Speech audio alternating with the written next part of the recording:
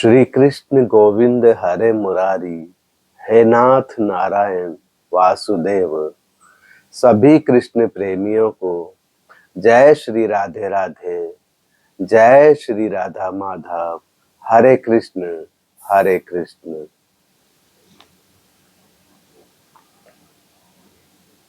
साथियों, एक बार किसी गोपी ने श्री हरि भगवान कृष्ण की बंसी से पूछा कि तूने ऐसा कौन सा तप किया है जिसके कारण तू सदा श्री हरि भगवान कृष्ण के अधरामृत का पान करती है। इस पर मुरली ने गोपी से कहा कि मैंने अपने हृदय को पूर्णतः खोल दिया है, अहंकार शून्य कर दिया है। श्री हरि भगवान कृष्ण जिस भी प्रकार का सुर मेरे अंदर भरते हैं, वही राग मैं अलापने लगती हूँ। कभी अपनी बुद्धि का प्रयोग नहीं करती, इस प्रकार बजाओ अथवा उस प्रकार बजाओ, ऐसा कभी नहीं कहती। अचेतन होने पर भी मुरली ने इस प्रकार का जड़त्य कर लिया था, तभी तो उसे ऐसा पद प्राप्त हुआ था कि जिसे देखकर श्री हरि भगवान कृष्ण की अति प्रेयसी वृंजांगनाओं को भी ईर्ष्या होती थी।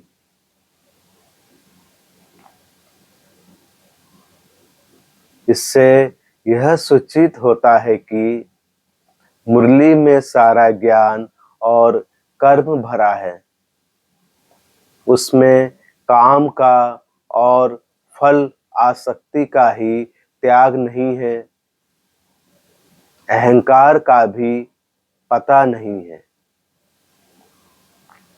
जिसे संख्य मार्ग के द्वारा सिद्धि प्राप्त करनी है, वह मुरली शाक्य की दीक्षा ले। निष्काम कर्म सीखना हो तो मुरली से सीखे। इसलिए श्री हरि भगवान कृष्ण इसे अपने चरण तल में रखते हैं।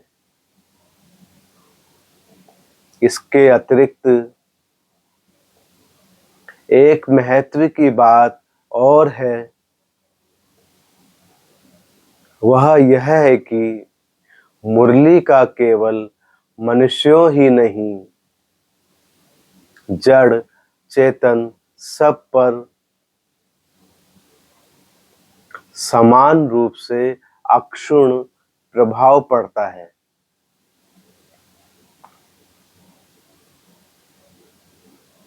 मुरली को सुनकर जड़ चेतन और चेतन जड़ हो जाते हैं।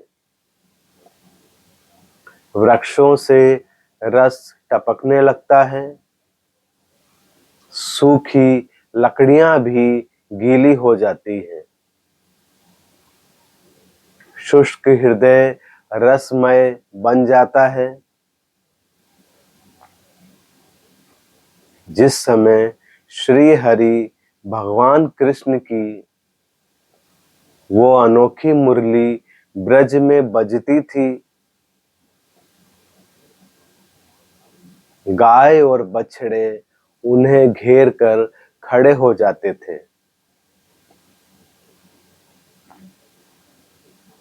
और लगभग चेतनहीन होकर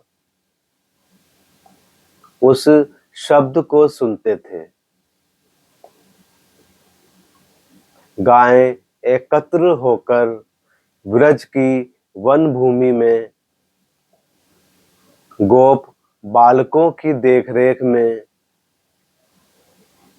चरने जाती थी और नंद नंदन श्री हरि भगवान कृष्ण उन सबके नेता थे। हरे कृष्ण हरे कृष्ण।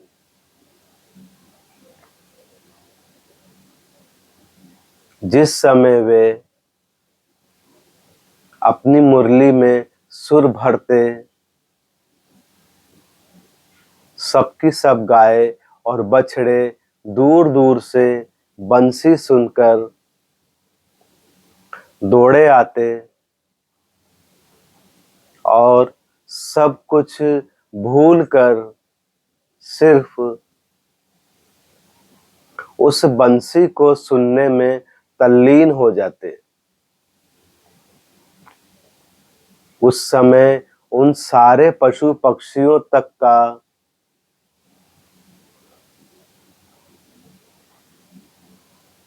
शोर बंद हो जाता, गायें चरना भूल जाती और बछड़े अपनी माताओं का दूध पीना छोड़ देते थे।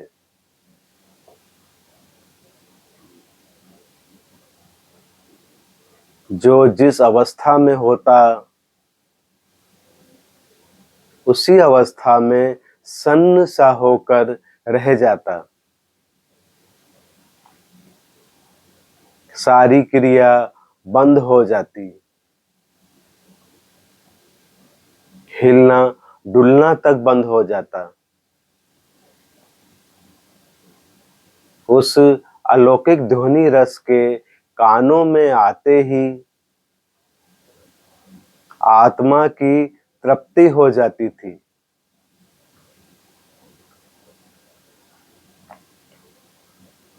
जिसके हृदय में श्री हरि भगवान कृष्ण के चरणों के साथ यह मुरली आ गई, उसमें उस मुरली के गुण आ जाते हैं। जिसका मन इंद्रिय वश में हो वही आंख मूंद कर दौड़ सकता है और उसे गिरने का भय नहीं रहता। यह बात तो हम संसार में भी देखते हैं। जिस सवार का घोड़ा सधा हुआ होगा वह सोते हुए सवार को भी इष्ट स्थान पर पहुंचा देगा। कृष्ण प्रेमियों, एक भाव मुरली का और है। वह यह है कि मुरली केवल श्री हरि भगवान कृष्ण के पास रहती है, उसे श्री हरि भगवान कृष्ण का ही स्वामित्व स्वीकार है।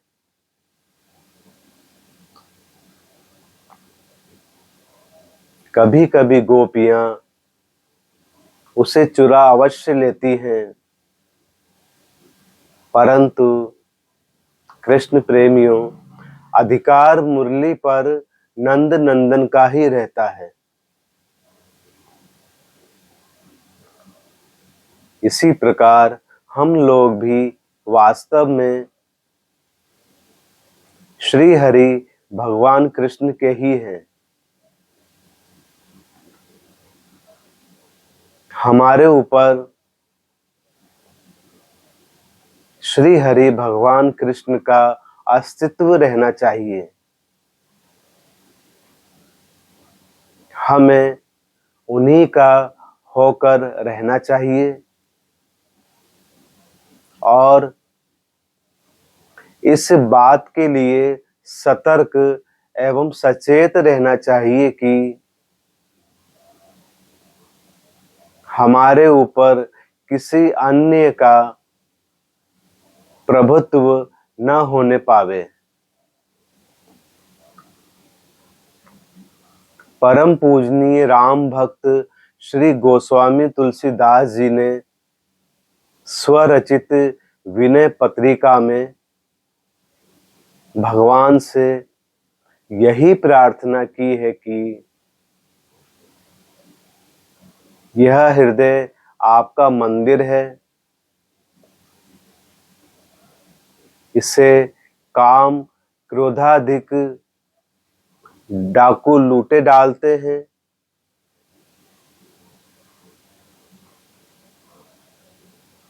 इन्हें हटाकर यदि आप इस पर कब्जा नहीं कर लेंगे तो इसमें आपकी बदनामी होगी। कह तुलसीदास सुनु रामा, तस्कर लूटहि तब धामा।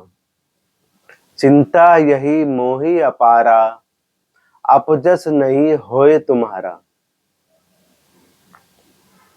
कृष्ण प्रेमियों, मुरली श्री हरि भगवान कृष्ण की ही होकर रहती है,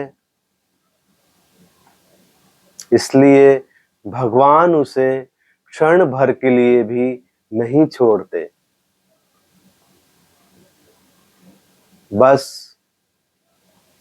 उसी प्रकार यदि हम भी भगवान के ही होकर रहेंगे तो मुरली की भांति ही भगवान भी हमें कभी नहीं छोड़ेंगे, सदा अपने पास रखेंगे। मानो कि मुरली भी हमें शिक्षा दे रही है। इस प्रकार के भाव केवल कल्पना प्रसूत नहीं है, खोज करने पर शास्त्रों में मिल सकते हैं। हमारे पूजनीय संतों का अनुभव भी ऐसा है। एक भाव बंसी का और है, बंसी में छेद हो रहे हैं, उसका शरीर बिंधा हुआ है। इससे अभिप्राय यह निकलता है कि जिसका हृदय प्रेम के बाणों से बिंध जाता है, जिसके हृदय में छेद हो जाते हैं, उसी को श्री हरि भगवान कृष्ण की प्राप्ति हो जाती है। हरे कृष्ण हरे कृष्ण। कृष्ण बंसी में अगाध प्रेम है। यह सदैव कृष्ण प्रेम की याद दिलाती रहती है। साथियों, सभी कृष्ण प्रेमियों को जय श्री राधे राधे, जय श्री राधा माधव। हरे कृष्ण हरे कृष्ण। श्री हरि भगवान कृष्ण आप सभी का कल्याण करें।